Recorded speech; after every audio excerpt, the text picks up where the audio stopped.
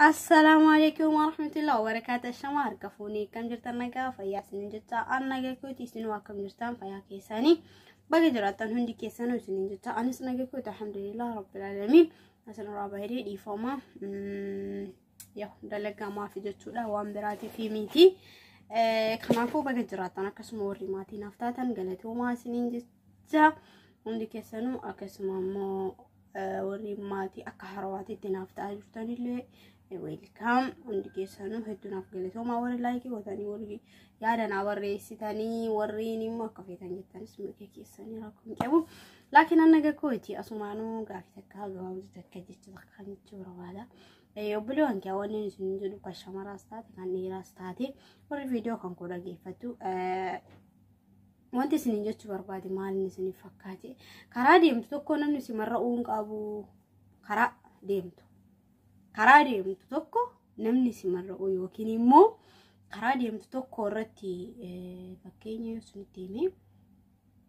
ama karaa deemte yookaan dogongortee nama si deebisuu danda'a maaliif dogongora karaa deemtu kana irratti yookaan yoo dogongortee yoo daandii deemtu yoo dogongortee nama si deebisa sirriidha suni laakiin immoo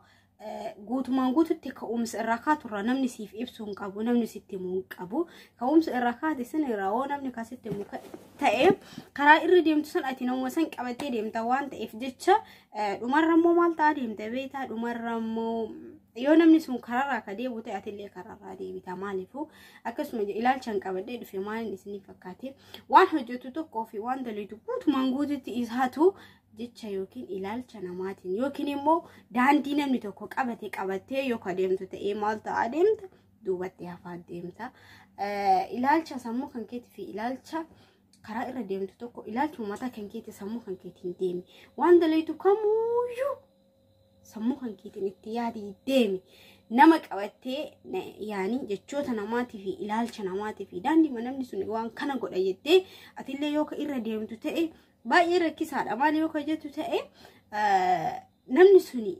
duubatti yoo deebi'u ta'e atillee duubatti deemte jechuudha maali waan nama san ilaaltee deemta karaa deemtu kan irraa jechuudha ati nama san ilaaltee deemta waan ta'eef jechuudha laakiin waan dogoggortee irraa sirriidha waan hin beekne irraa namarraa barachuu dandeetta kun ifa jirtu immoo ka'umsa kaatu waan dalagoo itti tokko irratti ka'umsa kaatu namaan hin ka'in sammuu kan keetii fi yaada kan keetii fi mo'a qabdu kan harka kan keetiin ka'e laakiin beekumsa hin qabne guutuu isaa'u nama sirra jiru irraa barachuun hin dandeessa hin dandeettu miti hin dandeetta guutuutti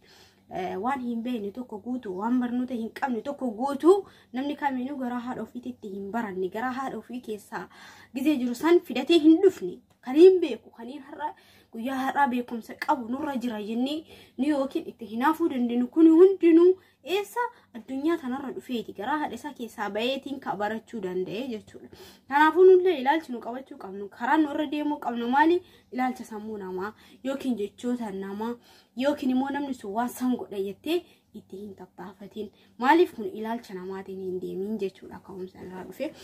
ilaalcha namaatiin hin deemin daandii tokko irra yoo deemte nama fakkaataa yookiin immoo namni sun waan san godha jettee fakkeestii irra hin deemin yoo fakkeestee deemte namni sun yoo ka duubatti deebi'u ta'e atillee duubatti deebita waan ta'eef kanaafuu biliiwwan kiyya karaa irra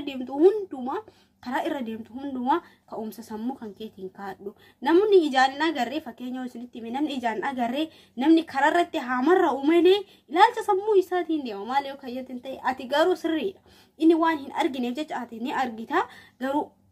karaa ittimuu yookiin immoo bakka kan barbaada jettee gaafatte bakka san geessuu hin dandeetta laakiin immoo inni ijaan hin argu jettee ka'umsa inni irraa hin beeku jettee gonkuma hin yaadin namni addunyaa kanarra jiru kamiinuu jechuudha waan fedhaa ta'u kamiinuu ilaalcha sammuu fiitiin yoo ka'u ta'e bakka yaadasanis hingaa bakka deemuu barbaadasanis hingaa akkasuma namoonni waa hin beekne illee maaliif beekarraa baradhaa namni tokko waan yaadee yoo namni tokko haasee maal akka ta'u beekani ni ilaalla namoonni tokko akka tasaa odoo namni sun waan badaa dubbate bakka homa itti namni san arrabsuu jimisa godhuu akkasitti fakkaata. Garuu immoo nama san hin jajjabeessa maaliifuu namni sun hin arrabsite jedhee waan hafu osoo hin taane itti fufaa jireenya isaatii fi waan itti deemu hundaayyuu itti fufaa. Garuu immoo yookiin madaalleef ta'a namni sun waan san godhuu danda'a waan ta'eef jechuudha. Kanaafuu namni kaminuu addunyaa kanarratti ilaalcha namaa qabattee hin deemini. Daandii namni irra deeme hin deemin. Fakkeenya ka'umsa kan keessammoo kan keetiin ka'e. Immoo waan tokko daandii yoo siin jedhu ka'umsa mataa kan keetiin kaatee waan hin beekne irratti barachuu ni dandeessa malee hin dandeettu miti. Namoonni tokko garuu immoo namni har'a addunyaa kanarratti baratee waa baay'ee even nu agarsiisu kuni maal isinitti fakkaata isin jechuudha. Wantuma garaa ofii keessaa qabatee dhufe rabbii wajji gargaarsifatee baratee as ga'uu danda'e maleedha akka mataa isaatitti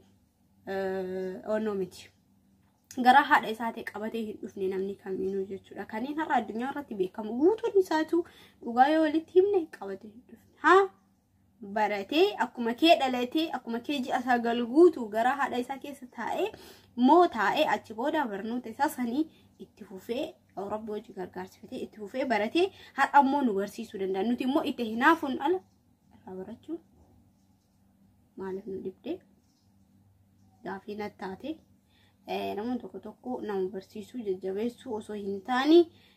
arrabsuu fi waan tokko namoota jedhuun hedduutu jira. Garuu immoo waan sanarraa irraa osoo qoxxomne irraa osoo of fageessine baay'ee gaariidha. Namni tokko waan jecha isaa keessatti waan badaa dubbate jettee jecha hin taane jedhiniin ati jalatti dhaqxee jecha hin taane jedhiniin dogongortee jirta kana jettee itti ibsuun hin dandeetta. Laakiin immoo waan hin taane hin jedhin baay'inni nama keenyaa gaafii shaggaa tokko osoo gaafattee sii deebisuu kan dandeenye warriin keessaa warriin koomentii namaa jala deemee nama arrabsu kun guutuun isaatu gaafii sirnaa tokko odoo gaafattee siin deebisu abadan. Maaliifuu namoota hedduu jira jechuudha. I think namni tokko yoo dogongora isaa san irraa deebisuuf gorsuu qabda malee waan hin taane jechuun hin qabdu. Garuu immoo baay'inni nama keenyaa baay'inni ijoollee keenyaa dhugaa argina Facebookis ta'ee TikTokis ta'ee addunyaa kanarratti social media namni hin qabne hin jiru. Nama akka tasaa dogongoree jiru san irraa deebisuun even irraa deebisuu osoo hin taane isin itti namni sun akka itti cimuuf jecha arraba itti gadi feetan waan hin taane jettaniin namni suni duwwaatti hin deebi'u. Waan gaarii itti hojjetaa dhufa malee waan fedhe yeroo saniifuu osoo dogongoree waan gaarii itti hojjetaa dhufa malee duwwaatti hin deebi'u. Even of eeggannoo godhadha. Namni koomentii jala deemtee waa namaa barreessitu guutuun kan keetu of eeggannoo godhadha. Maaliif of eeggannoo baay'ee tokko barbaachistuudha. Kanneen kanarratti of eeggannoo kan godhanne ta'e baay'ee rakkisaa guddaadhaati. Hin jira jettee yookiin immoo dhokadhe jettee amma baay'een namni waan akkana kana dalagu nama akkamitti isiniif fakkaate nama suuraan isaa hin beekamne nama profaayilii homaa hin qabne nama yookiin yoo fedhe viidiyoo namaa fayyadamu nama yookiin immoo I think ilaalcha namaa yookiin ka'umsa namaatiin kadeemu jechuudha. Waan kanarratti osoo of eeggannoo godhanne nurra irraa barbaachisaadha jechuudha. Keessaa shamarri baay'inaan jechuudha baay'inaan tabeekumsa hin qabne arraba baay'atti maaliif akka ta'e hin beeku ani darasumaanuu dhiifama naa godha yoon dogongoree haasaa keessatti maali ani ilma namaa waan ta'eef dogongoruu danda'a jechuudha. Anis akkuma keessan ilma namaati yookiin immoo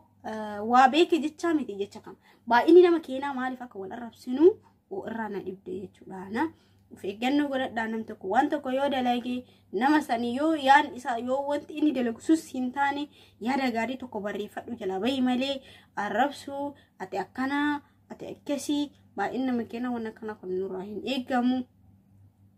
Even waan akkanaan baay'een hubadha beekani dhugaa Facebookis ta'ee bakka fedhees ta'ee nam tokko osoo waan badaa tokko gadhiisee akka waan arrabni sun nama san galabbaxuutti mucucuk isa gootan. Bina akkasii miti. Namni suni beeketi wanti inni akkas dalaguufu beekaa akkas dalagaa. Mee akkam na gorsamuu. Manni tokko amma ijoolleen takka amma jechuudha. Dargaggoos ta'ee shamaras ta'ee mee akkam na gorsamuu akkam. Ati nama san jiraachisuu hin dandeettu garuu immoo ifa osoo yaada gaarii kenniteef iyyuu sirraa beekamaa sirraa ilaalchamaa. Wantiin kana guutuu isiniin jechuu danda'eef maalinni barreeffama Facebook Mubarak Musammaa jalatti waa'ee fatiyaati raasee ani waa'ee fatiyaa dubbachuu fedhiin qabu amma sa'aatii kanatti jechuudha isa raasee tokko wayii maal jedhee jalatti ol duutee jiraate yoo duute maal argata isimti sun yoo duute maal argata gaafina ta'e even wanni akkana kun baay'ee tokko nurraa hin barbaachisu barbaachisa garuu nama sanii fi suura sanii fi walitti Facebook san post kan godheen argee anu na ajaa'ibe alla namni jiru jedhee tumaan itti mul'ise jechuudha immoo kanarratti baay'ee rakkoo guddaa qabna nuti yaada yoo kenniteef rakkoo hin qabu namni kamiinuu yaada isaa sanii ilaalfatee sirraa no jedhaa baratuu danda'a jechuudha asumaanoo haasa keessan irratti dheeressi turte gaarii sin jira obboleewwan keessan jaalladha bakka jirtanitti isin kabaja baay'ee turte gaarii aga viidiyoo biraatiin walitti deebinutti warri maatii harmanaaf taatan hedduu filatoomaan isiniin jedha turte gaarii